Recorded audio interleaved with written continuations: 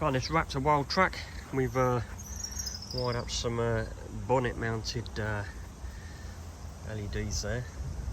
Also the illuminated grille, flood down the bottom, and put those on the driving light circuit. Got a switch panel inside the vehicle,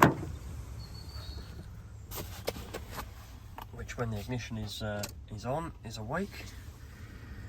And then we can turn the grille light on, we can turn the bonnet light on.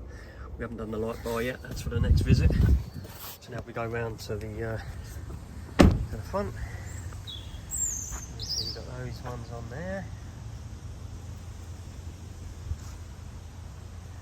And then we've got that little one down there. And of course the driving lights in the headlights there.